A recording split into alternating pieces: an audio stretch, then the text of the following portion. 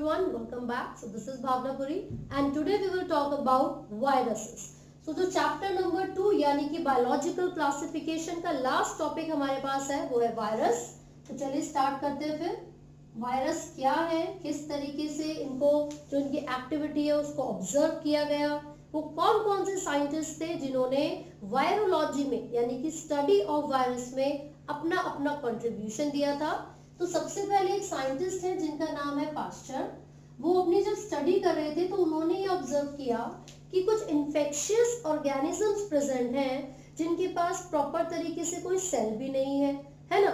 और जब तक वो ऑर्गेनिज्म किसी होस्ट की बॉडी के बाहर रहते हैं तो वो इनएक्टिव रहेंगे. यानी कि इनके हिसाब से वायरस कुछ नॉन सेल्यूलर ऑर्गेनिजम्स थे which were also the parasites. वो क्या थे?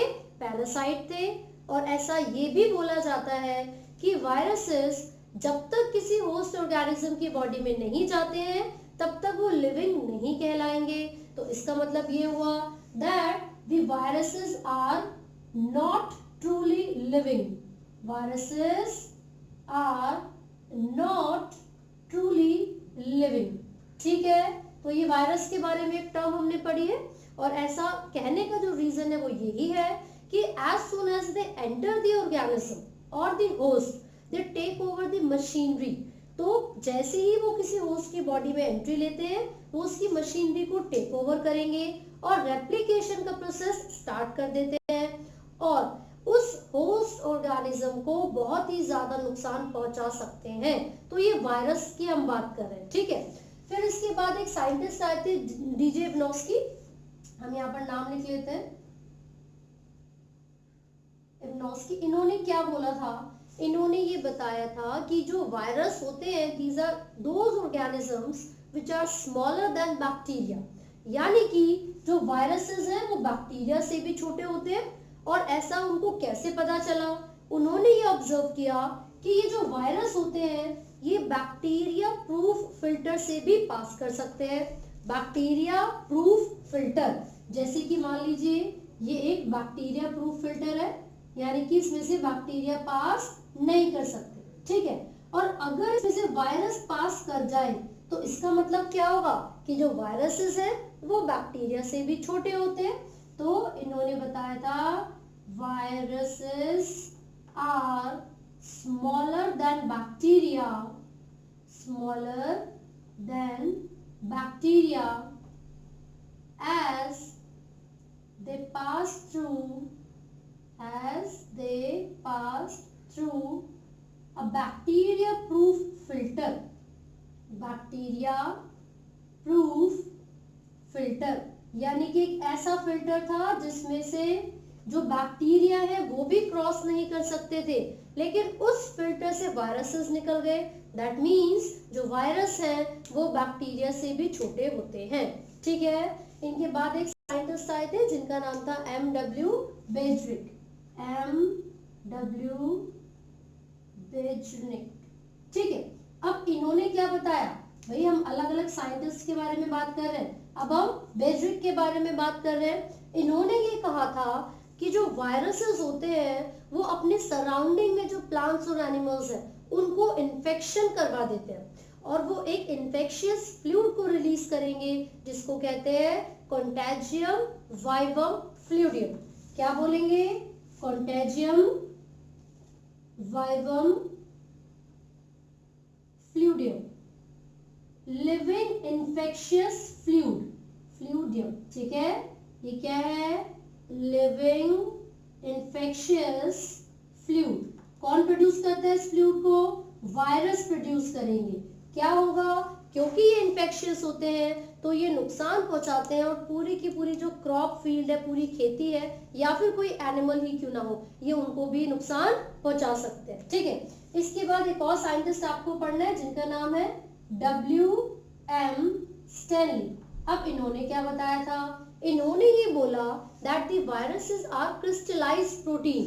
जो वायरसेस होते हैं वो क्या है? These are found in the form of crystals. यानी कि क्रिस्टलाइन प्रोटीन्स होते हैं. And these are obligate parasites. ये क्या होते हैं? Obligate parasites होते हैं. क्रिस्टल्स की फॉर्म में प्रेजेंट होंगे. साथ ही साथ आप देखोगे कि इन सभी साइंटिस्ट ने जो कंक्लूजन दिया था उसमें जो सबसे मेजर फैक्टर है, जो सबसे इंपॉर्टेंट बात हमें वायरस के बारे में पता चली वो ये है, these are not truly living and these are non cellular infectious organisms. जो वायरसेस होते हैं वो इन्फेक्शियस ऑर्गेनिजम्स होंगे। क्लियर हो गया? यहाँ पर अलग अलग साइंटिस्ट ने अपनी अपनी कॉन्ट्रीब्यूशन दी है अलग अलग ईयर में। जैसे कि अगर हम स्टेनली के बारे में बात करेंगे तो 1900s में आकर इन्होंने ये बताया था कि ये जो क्रिस्टलाइन प्रोटीन्स हैं, जो ऑब्लिगेट पैरासाइट्स हैं, वो क्या होंगे? वायरस होंगे। राइट। अब कुछ कैरेक्टरिस्टिक फीचर्स देख लेते हैं वायरस के। कौन कौन से फीचर्स इसके हो सकते हैं? तो देखिए, सबसे पहली चीज, जो वायरसेस होते हैं, वायरस है जेनेटिक मटेरियल। इनके पास क्या प्रेजेंट होगा? Genetic material. और वो जो जेनेटिक मटेरियल होता है वो या तो डीएनए होगा या फिर आरएनए होगा। यानी कि ऐसा नहीं है कि एक ही वायरस में डीएनए और आरएनए दोनों ही एक साथ प्रेजेंट हो। No, either they have DNA as a genetic material और आरएनए। ठीक है? किसी भी एक वायरस में दोनों चीजें एक साथ प्रेजेंट नहीं हो सकती। दूसरी चीज, इनके पास इन्फेक्शियस प्रोटीन है। इनके पास क्या होते ही इन्फेक्शियस प्रोटीन है। ठीक है? These are infectious protein. तो इन दो चीजों को पढ़कर मुझे पता चला कि जो वायरसेस हैं वो क्या होंगे? न्यूक्लियोप्रोटीन होंगे। ऐसा क्यों है? ऐसा इसलिए है क्योंकि जो डीएनए और आरएनए है, these are the nucleic acid. ये क्या होते हैं? ये न्यूक्लिक एसिड होते हैं। Deoxyribonucleic acid, ribonucleic acid, right. और along with these nucleic acids, the viruses also have protein, infectious protein. इसलिए हमने बोला viruses are basically nucleoproteins and these are infectious in nature. ये कैसे होते हैं? infectious होते हैं। ठीक है? अब कुछ वायरस ऐसे हो सकते हैं जो कि नुकसान पहुंचाएंगे प्लांट्स को। तो ऐसे वायरस जो कि प्लांट्स में इंफेक्शन करवाते हैं, they have single stranded RNA. उनका जेनेटिक मटेरियल क्या होगा? Single stranded RNA. ऐसे वायरस जो कि एनिमल्स को नुकसान पहुंचाते हैं, उनके पास सिंगल स्ट्रैंडेड आरएनए भी हो सकता है, डबल स्ट्रैंडेड आरएनए भी हो सकता है, साथ ही साथ they may have double stranded DNA.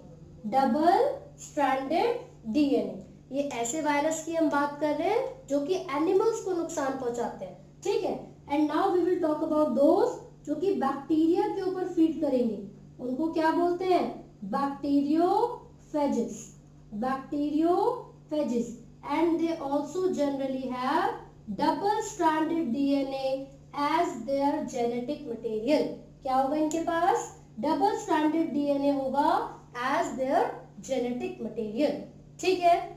ये तो बेसिक कैरेक्टरिस्टिक्स मैंने आपको बताई है कि ऑब्लिगेट पैरासाइट है, न्यूक्लियोप्रोटीन है, इन्फेक्शियस एजेंट है।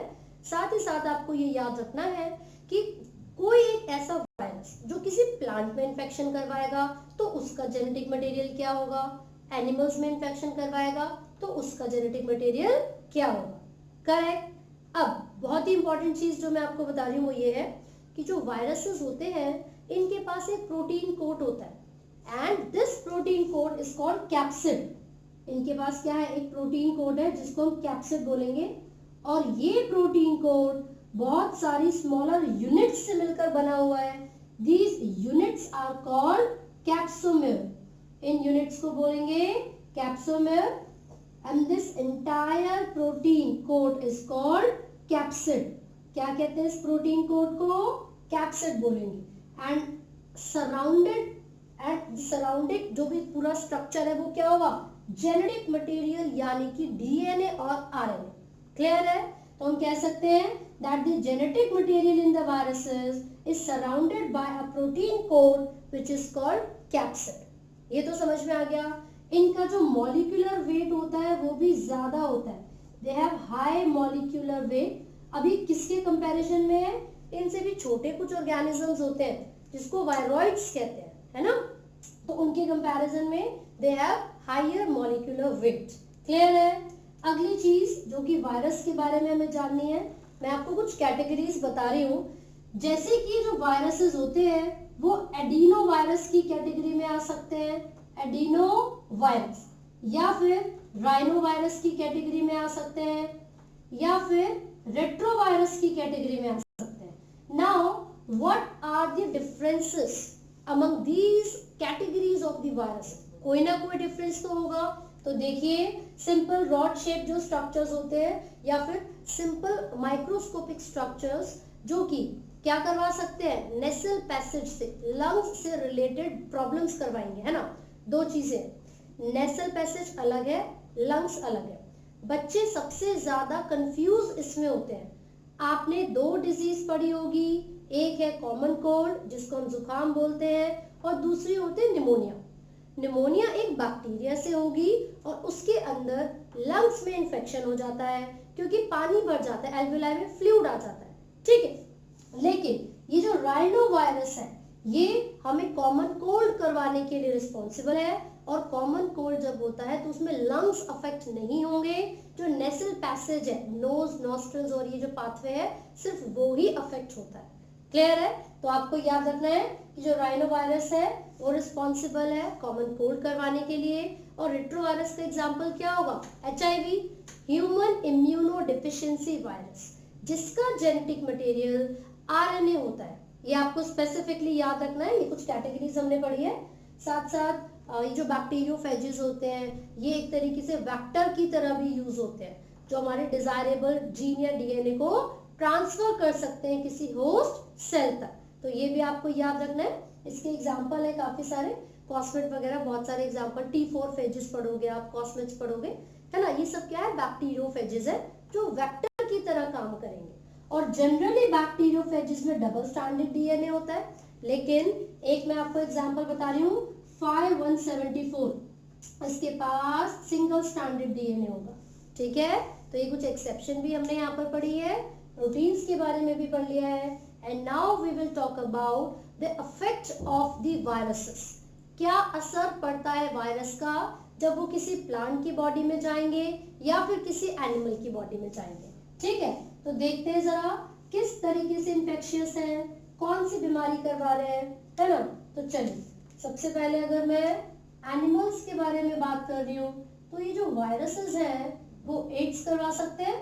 अभी मैंने आपको HIV का एग्जाम्पल दिया था, मम्स करवा सकते हैं, ठीक है। तो जो एड्स है, मम्स है, स्मॉल पॉक्स है, इन्फ्लुएंजा है, स्मॉल पॉक्स, इन्फ्लुएंजा, ये सब क्या है, these all are the diseases caused by the viruses, जो कि एनिमल्स में होती है ना।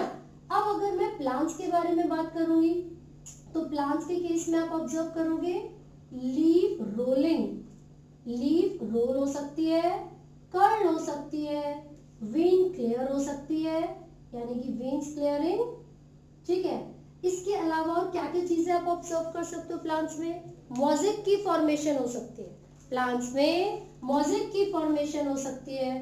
तो हम यहाँ पर लिख रहे हैं मोज़ेक फॉर्मेशन। और इसी का एक एग्जांपल आपको TMV यानी कि टोबैको मोज़ेक वायरस दिया हुआ है, वो स्ट्रक्चर भी आपको अच्छे से देखना है। साथ साथ बैक्टीरियोफेजिस का डायग्राम भी आपको बहुत अच्छे से पढ़ना है, क्योंकि उसमें से क्वेश्चन डायरेक्टली पूछ लिया जाता है लेबलिंग के लिए। तो अगर आप उस डायग्राम को अच्छे से पढ़ोगे तो आपको उसके डेफिनेटली लेबलिंग तो पता ही होगी, ठीक है। तो किस तरीके से प्लांट्स और एनिमल्स को अफेक्ट कर सकते हैं वायरसेस, वो भी हमने देख लिया है। अब बस आपको इनके सभी साइंटिस्ट के नाम और जो कैरेक्टरिस्टिक्स है वायरस की वो अच्छे से पढ़नी है। तो अब हम बात करेंगे वायरॉइड्स के बारे में। उससे पहले हम यहाँ पर कुछ ईयर मेंशन कर लेते हैं, जैसे कि डीजे ब्रॉस्की ने जो अपना एक्सपेरिमेंट परफॉर्म किया था वो 1892 में किया था, जो अबेड्रिक ने किया था वो 1898 में किया था, एंड स्टेनली ने किया था 1935 में, ठीक है। तो इन सभी ईयर्स को भी आपको याद रखना है। और अब हम आगे बात करेंगे वायरॉइड्स के बारे में। क्वेश्चन आपसे पूछा जा सकता है कि वायरस और वायरॉइड्स में क्या डिफरेंस है, राइट। तो 2 मार्क्स में अगर क्वेश्चन पूछा जा रहा है so you are suppose to give at least 4 points, तो आपको 4 डिफरेंसेस उनके बारे में पता होना तो जरूरी है ना। तो देख लेते हैं हम किसके बारे में बात कर रहे हैं, वायरॉइड्स के बारे में। तो देयर वाज अनदर साइंटिस्ट जिनका नाम था T.O. डेनर, जिन्होंने 1971 में 71 में वायरॉइड्स को डिस्कवर किया था, कुछ न्यू इन्फेक्शियस एजेंट्स उनको मिले और उन्होंने बोला since these are having no protein code, क्योंकि इनके पास कोई भी प्रोटीन कोड नहीं था, and these were found to be smaller than viruses, इसीलिए उनका नाम रख दिया गया था वायरॉइड्स। ठीक है, तो क्या क्या कैरेक्टरिस्टिक फीचर है, इन्फेक्शियस तो ये भी होंगे। तो पहला पॉइंट है smaller than virus, smaller than virus. Second point क्या होगा, इनके पास लो मॉलिक्यूलर वेट था, लो मॉलिक्यूलर वेट।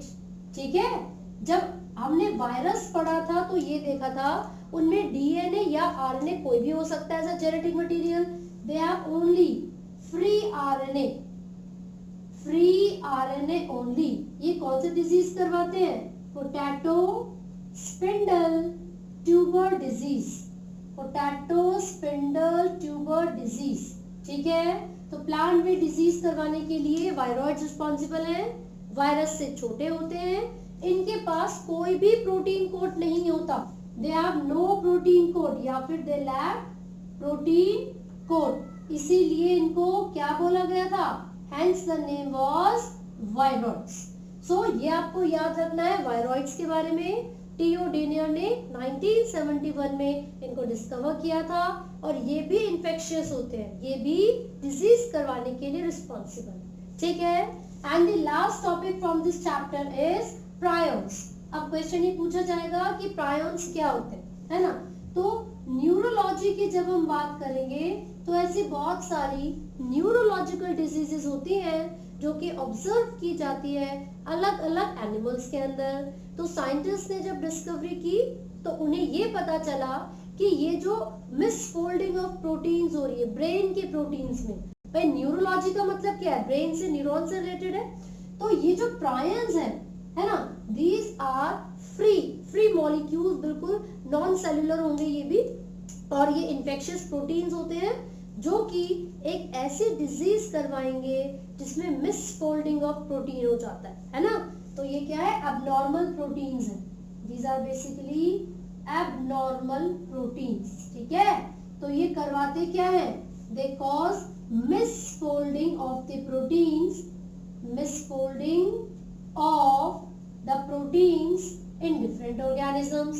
जैसे कि किस किस ऑर्गेनिज्म में इन्होंने बीमारी करवाई है। एक डिजीज का एग्जांपल मैं आपको दे रही हूँ जिसको कहते हैं बोवाइन स्पॉन्जिफॉर्म एन्सेफेलोपैथी, एन्सेफेलोपैथी। इसको कॉमनली बोल देते हैं mad cow disease, mad cow disease. जैसे काउ है वो एक क्या है, एक रूमिनेंट एनिमल है।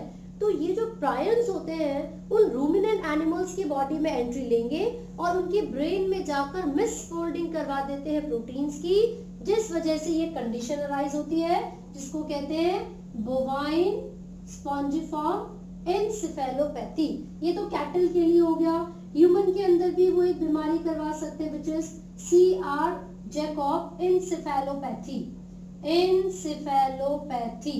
ठीक है, इसमें क्या होगा, न्यूरॉन्स डैमेज हो जाएंगे, मेमोरी लॉस हो सकता है, हेडेक, ट्यूमर या फिर पेन भी हो सकता है बहुत ज्यादा ब्रेन में। ठीक है, so this is all about the prions. आपको ये याद रखना है फ्री इन्फेक्शियस एजेंट्स होते हैं, मिसफोल्डिंग ऑफ प्रोटीन करवाते हैं कैटल में भी और ह्यूमन में भी। ठीक है, सो आई होप आपको ये टॉपिक समझ में आए हैं। इन केस आपको किसी भी टॉपिक में कोई डाउट है तो आप कमेंट्स कर सकते हैं।